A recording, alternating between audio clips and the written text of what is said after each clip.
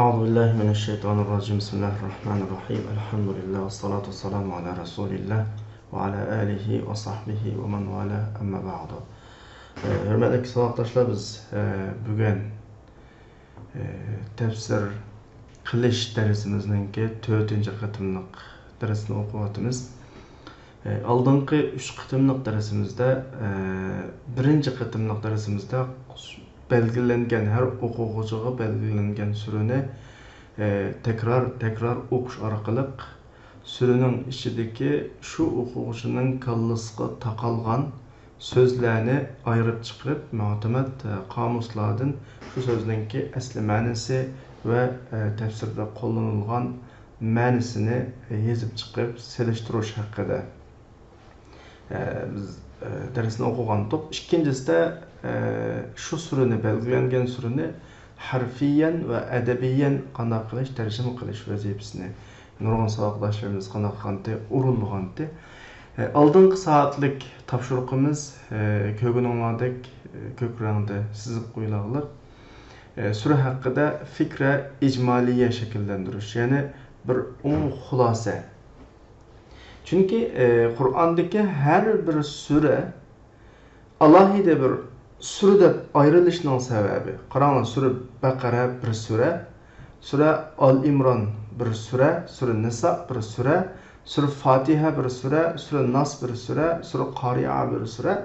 Bununla bir isim qo'yilib, birinci ayetten başlanıp ayet tükengi kadar bir ayrım bilek ayrılıp bir sure deyilishning bir maqsadi var. Mutlaka bir maqsadi var. Her bir sebepsiz bir sureni ayırıp ma palani sure, pokunu sure deb ayırıp qo'ymaydi. Şu vəcih, yani şu sebep, yani şu maqsad bir sureninki nas deb ayrılışı bu surede nemi maqsad qilingan? Bu surenin umumiy xulolasida nimba? Bu sureninki umumiy xulolasida nimba? Mushu mesele fikra icmaliye en-sura idi. Bunu biz aldığımız saatlik dersimizde o'quvchilarimizga vazifa qilib bergan.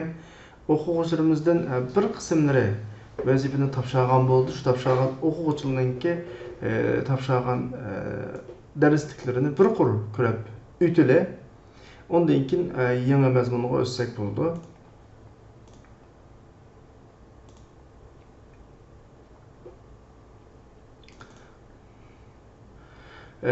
Sağlıklaşımız Dilnur'unki evetken sürüsü hakkında icmali fikrisi ekranda ko'ringanidek. Ben bunu tefsili okumasam mı, sizlarga sizdan bir minut qo'yib bersem, o'zingizlar ko'rib baqsanglar bo'ladi. Yani güzel bir xulosa ekan.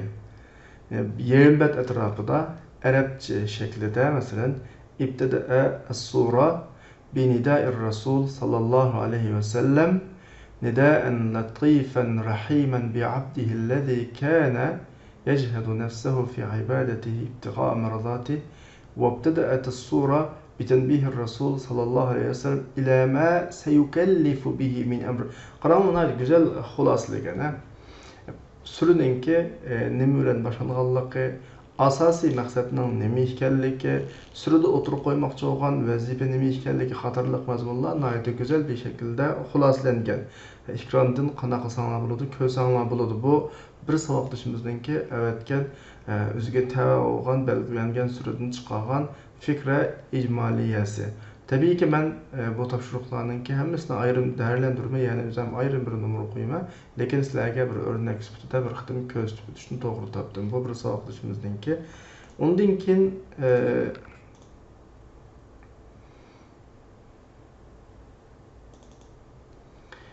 Gülcennet savatdashimiz mana şekilde Uyg'urcha xuloslagan, güzel xuloslagan taxminan 3 bet etrafida xuloslagan 2 bet etrafida bayatını ko'rsatganim oldingi 1-chi bet, hozir ko'rsatganim nechinchi bet, 2-chi bet. Allah razı olsun, nihoyatda tirishchilik ko'rsatgan, suralarga tafsili qarab chiqqan. Undan keyin Rayhongul savatdashimiz Sura Naziat'dan fikra icmaliye fikre icmaliye. Baştan ahir Arapça şekilde ağan bu birinci beti. Ben tezroq ötküzüp ataman sabaqlaşlar, çünkü bir ülgü şekilde kösün üçün ötküzüp ataman. Yani azırak vaqt berip ataman sizlarga bir naqanda, qaqanda bir kirvasın degan şekilde. Çünkü sabaqlaşlarınki yazgını biraz köp bo'lg'achqa, hammani biz bu dersimizde birden o'qib o'tib olmaymiz. Hammaning vaqti va qimmatli. Mana Reyhangul sabaqlashimizningki ikkinchi beti. Üçüncü beti, bu üçüncü beti sabaqlashimiz tirishchanlik ko'rsatib kuchligana jami 4 betlik bir topshiriq hozirlagan. Ondan keyingi sabaqlashimizga qarasak, ondan keyin Senever Hanım Alaq qarta özününki düşüncesini güzel bir şekilde bir betki yakın bir şekilde xulaslab evetken. Ben bunun ortadan esini talep qilmadim sabaqdaşlar. Şu fikre icmaliye her o'quvchi şu sürünü o'qigandan keyinki sürüdün ağan näsi deb ötkümdek bayatın bir sürüde gerçi türlük mezmunlar olsun mu, oxşamagan temalar olsun mu, lekin hemme mezmun ortak nişan qiladigan bir hedef var bir sürüde. Şu hedefine qanday qilish, xulosalab chiqarishning o'zi fikre nima icmaliye bo'ladi. Fikre icmaliye bo'ladi. Ondan keyin Zühre sabaqlashimizningki Zühre sabaqlashimiz 3 bet etrafida fikre icmaliye sur tarixdan xulosalab chiqqan betning layihlanishimi nihoyatda güzel olgan. Ondan keyin sürünü ayet bölgen. Ve ayet bölgenden keyin şu ayetlerden çıkıdığan fikre icmaliyelerini xuddi tefsir icmali bir şekilde, tefsir icmaliye o'xshash şekilde yazıp keltirgan. Allah razı olsun, nihoyatda güzel qilgan, tirishchilik ko'rsatgan. Ondan keyin bir sabaqlashimizningki evetgina vaqtda ilhatga men hozir 1 minut sabr qilsanglar uni tushirib chiqaray.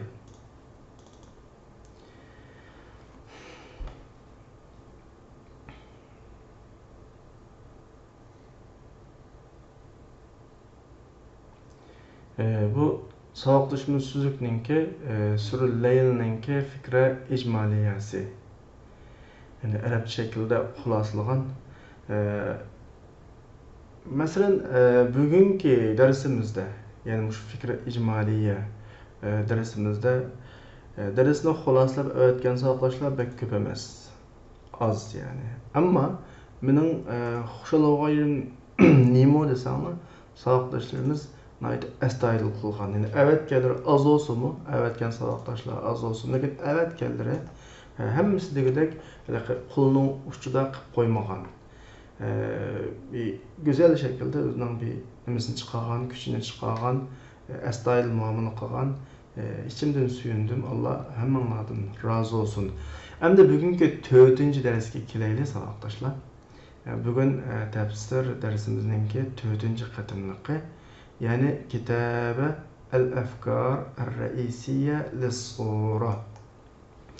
3. dersimiz ile 4. dersimizde bazen sabaqdaşlarımız biraz iliştirip koyuşu mümkün. Ne farkı var? 3. dersimiz sürüdeki umumyüzlük bir xulasa. Yani ortak hedef, ortak nişan maksat kılındı. Bir sürüden zaten nimo maksat. Sure Bakara'ga o'xshash 286 oyatlik sura olsa-mu, onun ortak bir nişanı oldu. Sure Al İmran'ın ortak bir nişanı oldu. Sure Fatiha'nın bir ortak nişanı var. 3. dersimizde bunu maksat kılgan. Oquvchilar bu maksatni tushunibdi va to'g'ri shaklda yezib kelganlar. Hamda 4-chi dersimizde sureninki Efkar Reisiye. Efkar Reisiye deganimiz bir süre ölçüge algan bir neçe tema oldu. Bir süre ölçüge algan bir neçe tema. Endi buningda ben bir ipucu versem sizlarga. Mesela köpünçe onlar şu aqli iqtidorliq telefonlarni ishlatsalar, bo'libmi anaqa alma ishlatadiganlar bor. iPad'larim bor qachon. Android'da bo'lishi mumkin deb o'ylayman. El-Mushaf az-Zahabi deydigan bir sistem var. El-Mushaf az-Zahabi. Yani El-Mushaf az-Zahabi asosliqi o'sha Qur'onga oid bemazmunlarni qanday qiladi? Sizlarga ta'minlab turdi. Mushaf az-Zahabining o'zidan qanday turibdi, chiqib turibdi. Bu Mushaf az-Zahabininki alohidligi nima desanglar, suraninki tema bo'yicha sizlarga rang ayirib turadi. Masalan, men telefonimdan sizlarga bir misol ko'rsatsam, ekranning hammasi bir sura Baqaradanki bir beti 3 rangga ayirib qo'yibdi bir betni. Bu nima degan gap desanglar, suradagi bir temani bir rang qilib ayirib qo'ydi. Ba'zi suralarda tamam bir temalar bor. Unda olib qolish bir temani yozsanglar bo'ladi. Ba'zi suralarda bir necha tema bor. Shu bir nechta temani xulosalab yozasizlar. Sizlarga berilgan vazifa anda bir ko'p nima emas, jiq emas. Ko'pi 2 bet. Hatto ba'zi saboqdoshlarning sura Alaq masalan bir bet kelmaydi. Sura Lam yakun, sura Bayyina bir bet kelmaydi. Ba'zi saboqdoshlarning sura Mulk o'xshash bir sahifə yoki bir sahifədən azroq ko'p keladi. Buni mush shaklda ayirasizlar. Masalan, men sizlarga misol sifatida ko'rsatib qo'yay. Ina ko'rmagan bo'lsam azroq nima qilyapman? Mush bir betning o'zida 4 rang bor. Bir betning o'zida 4 rang bor degan gapning o'zi mush betda 4 dona tema bor degan gap. Ya'ni mening maqsadim sizlardan hozir talab qilayotgan maqsadim sizlarga taqsim bo'lgan suradan shu surada qanday qilingan, tilg'ilingan mavzularni, temalarni, tema deganga bir maqolaning mavzusi deb mavzu demoqchi emas, xato tushunmanglar. Ayrilgan bir bo'laklar va ayrilgan bir mazmunlar va shu tema bo'yicha sizlarga taqsim bo'lgan surada qancha tema bo'lsa, shuni bir fikr sifatida qanday birsizlar, akab birsizlar. Agar bu programma telefonlar yoki kompyuterlarda bo'lmagan taqdirda hammanglarda internet bor. İnternetdə Mavadi' al-Qur'an yoki Mavdu'at al-Qur'an degan shaklda Google'dan izlaysizlar. İzlash yo'lini depreyslarga yepuvchi maxsus Qur'onninki temalarini ayiradigan betlar bor. Maxsus. Uni men ochib ko'rsatib qo'ysam bo'ldi, lekin biroz qulaysiz aqchan. Hamma telefonda chiqib o'tibsizlar. Kurashmi qulaysiz o'zingiz deb baqinglar. Ya'ni Mavdu'at al-Qur'an har suraning ichidagi temalarni ayırım ayırıydı. Belkim sizlarga tava bo'lgan suradan bir tema chiqishi mumkin. Belkim 2 tema chiqishi mumkin. Masalan, sura Alaq desak, 5-dagi 5 oyat bir tema, ondan keyingi o'tiridagi bir tema, oxirida nima chiqadi? Bir tema chiqadi. Mushunga o'xshash bir misol sifatida da'vat etaman masalan. Mana bir shaklda uzanlarga tava bo'lgan surani afkor, raisiyalarga, temalarga qanday qilasizlar bilasizlar. Shu bo'yicha qancha tema olsa, shuncha temani men sizlarga ko'p talab qo'ymayman, saboqdoshlar. Mening maqsadim tushuninglar. Ko'p talab qo'ymayman. Qancha tema olsa, shuncha temani ayrim 2 qurdan, 3 qurdan bak yozsanglar, yarim betdan, hatto bir temaga bir betdan bir nechta tema qilib yozsanglarmi, qanday bo'laveradi. Mening maqsadim bu, saboqdoshlar. Tushundinglarmi yo'qmi? Menimcha tushundinglar deb o'ylayman endi saboqdoshlar. Masalan desanglar, sura Alaqni misol qildim. Sura Alaqninki rangi mashta. O'zi kichik bir sura, bir necha temaga qanday qilingan, ayrilgan. 5-dagi 5 oyat bir tema, keyindagi 3 oyat bir tema, undan keyingi oyat bir tema. Aqallisi sura Tin, o vazifa yo'q, hech kimning vazifasi yo'q. Sura Tinning o'zi necha tema? 2 tema masalan. Sura Bayyina kimga tava oldi? Ismda tam ismda yo'q, 3 tema masalan. Mushunga o'xshagan masala. Har bir sura ma'lum temalarni o'z ichiga oladi. Shu o'z ichiga olgan temalar bo'yicha ayiraysizlar va har temani 2 qurdan, 3 qurdan, 4 qurdan imkoniyatini yar bergan bir shaklda izohlab mazmunni qanday qilasizlar, ayiraysizlar. Bugungi vazifa shu, saboqdoshlar. Menimcha maqsadimni to'liq tushundinglar. Ba'zi saboqdoshlar ovozni yaxshi anglayolmadik deyapti. Men bugungi darsni qayt ostonga qayt qilinglar. Buni sizlarga internetga yuklab bermay, takror qanday qilsanglar bo'ladi, ko'rib olsanglar. Balki ko'p emas darsning muddati shu 10 necha minut bo'ldi. Menimcha bugungi talabni tushunmaganlar yo'q deb o'ylayman. Tushunmaganlar olib qolsanglar, tushunmadik deb yozinglar.